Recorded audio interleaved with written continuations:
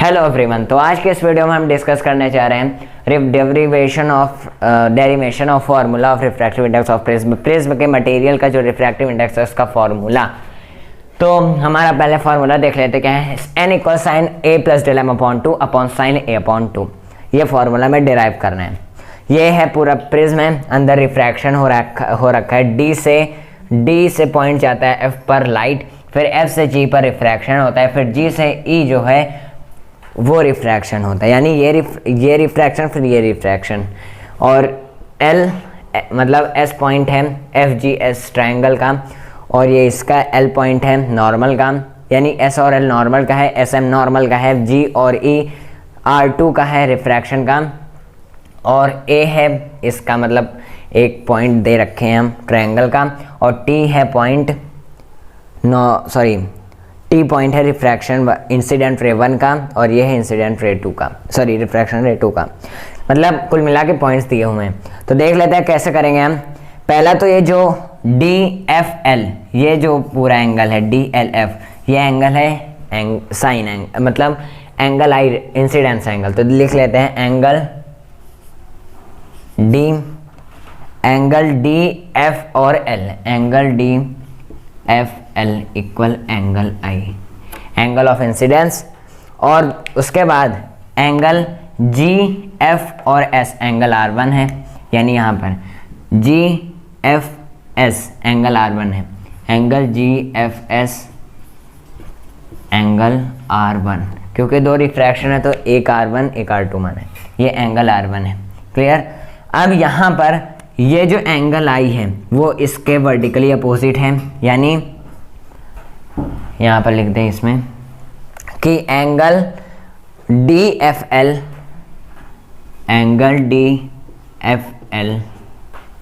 Is vertically opposite to angle TFS। Angle TFS या हम ऐसे जोड़ देंगे तो एंगल TFS होगा। एंगल TFS के वर्टिकली अपोजिट है। Angle DFL is vertically opposite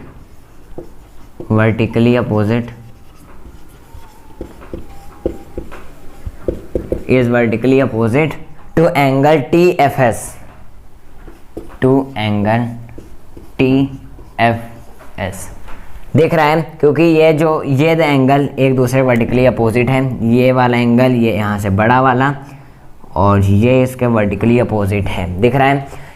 यहाँ पर एंगल GFS, एंगल GFS तो R1 है, तो एंगल TFS क्या होगा, एंगल GFS R1 है तो एंगल TFG क्या होगा, एंगल GFS R1 है तो एंगल TFG क्या होगा, TFG होगा I माइनस R1, क्योंकि इसमें से जितना ये माइनस होगा उतना ये मिल जाएगा, तो angle I minus angle R1। Clear. ये हमारा हुआ TFG। मतलब अभी हम एंगल को फर्स्ट वर्ड डिटरमाइन कर रहे हैं। एंगल TFG है angle I minus angle R1। Angle GFS हमारा एंगल R1 है, और DFL हमारा एंगल I। तो ये बात आ गई, हमने नोट कर ली।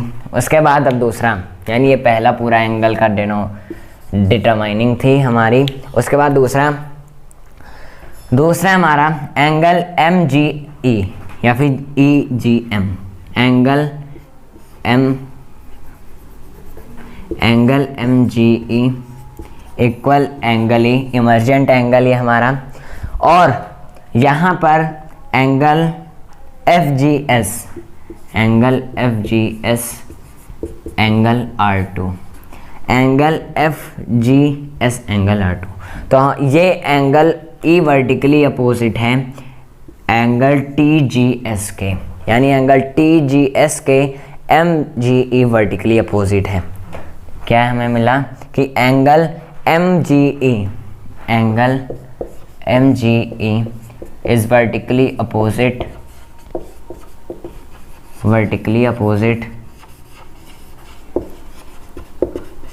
टू एंगल कौन सा, TGS, यानी ये इस एंगल के TGS, to angle TGS। Clear. अब तो हमारा एंगल TGF क्या होगा, E माइनस R2 होगा, एंगल टी जी एफ होगा हमारा angle E minus R two. Clear हुआ, नोटिस हुआ? देखो कैसे, ये है एंगल आई तो इसका वर्टिकली अपोजिट ये है, नीचे वाला R1 है तो जब इसमें से इसको माइनस करेंगे तो ये हमारा मिलेगा। तो इसी तरह ये वर्टिकली अपोजिट है, ये है R2 तो इसमें से इसको माइनस करेंगे तो ये मिल जाएगा। क्लियर?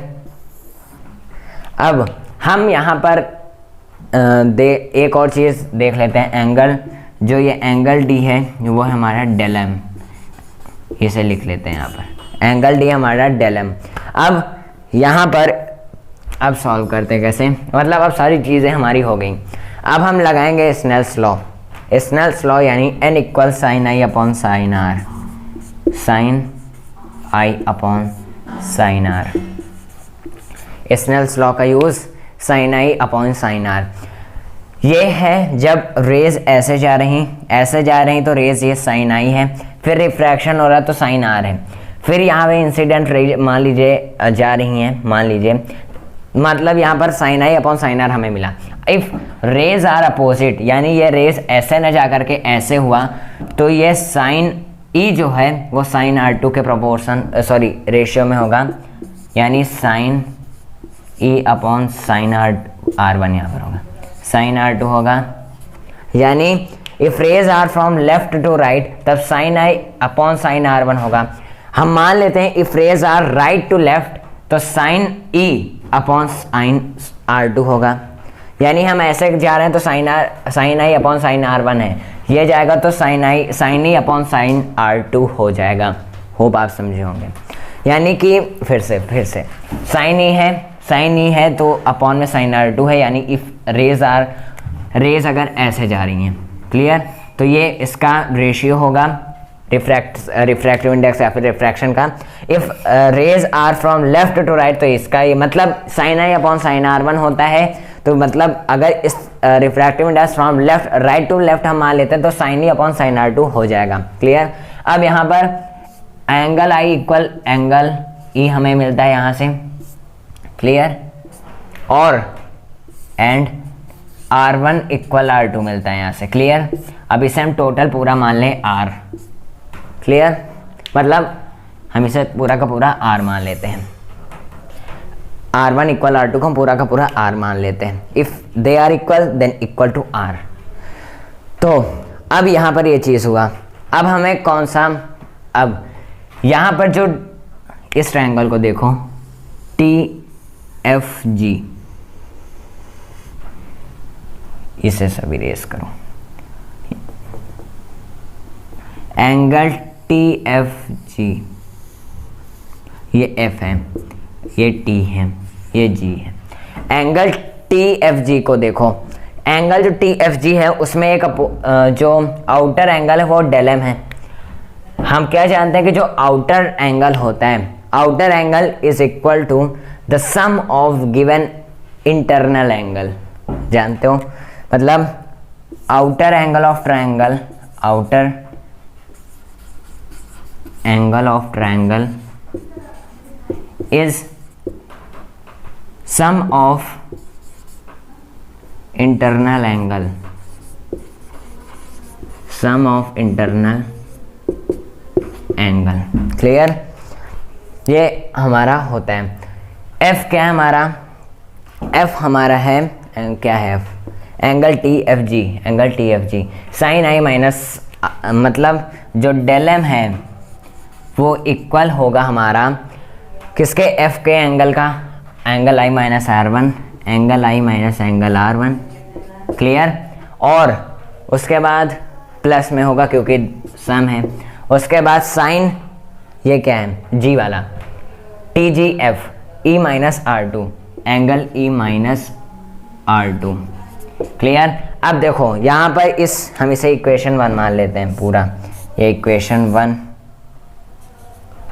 1 और ये इक्वेशन 1 ही पूरा है। ठीक है, तो इक्वेशन 1 से हम I को E लिख सकते हैं या फिर E को I लिख सकते हैं। तो हम इसे लिखेंगे कि angle I minus angle R1, या और हम R को सिर्फ R लिख सकते हैं क्योंकि जब दोनों इक्वल होगा तो यहाँ पर एंगल R को हम R लिख सकते हैं और एंगल R2 को R लिख सकते हैं। If we determined it is equal to each other, तो हम इसे लिख सकते हैं कि ये एंगल R1 R है, एंगल 2 R, मतलब हम एक की प्लेस पर R नहीं लिखेंगे, फिर दोनों की प्लेस पर पूरा R लिखेंगे, तो I माइनस R1 R लिखेंगे यहाँ पर, प्लस यहाँ पर angle I minus angle R लिखेंगे। Clear? Angle I plus angle I 2 angle I हो गया, या फिर 2I हम लिख दें। क्लियर?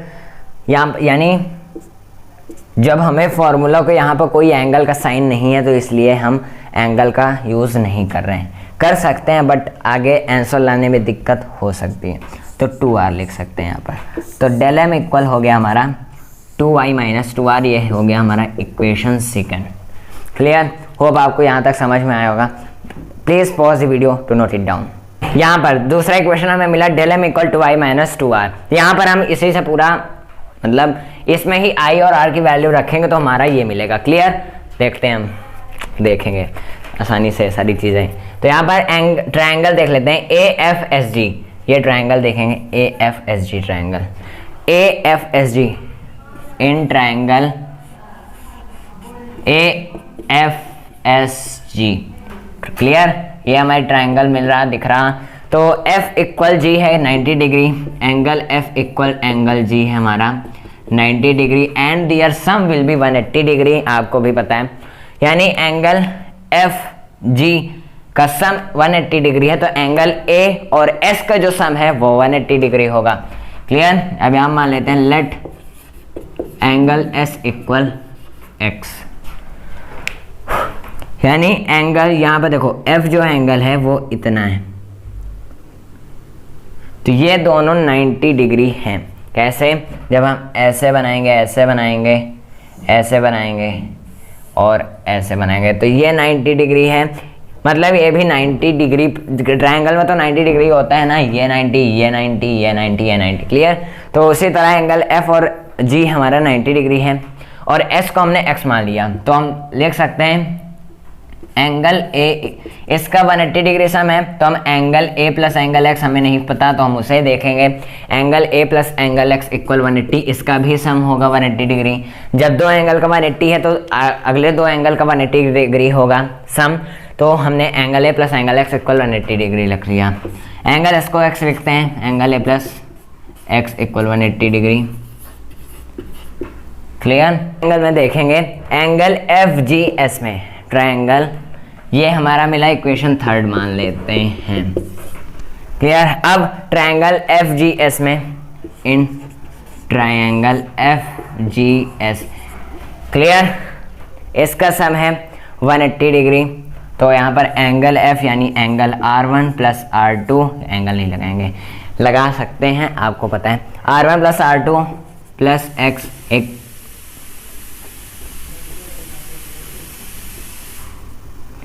Equal 180 degree. क्लियर? अब R1 और R2 इक्वेशन फर्स्ट से यहाँ पर हम RR लिख सकते हैं, तो ये हो जाएगा 2R plus X equal 180 degree.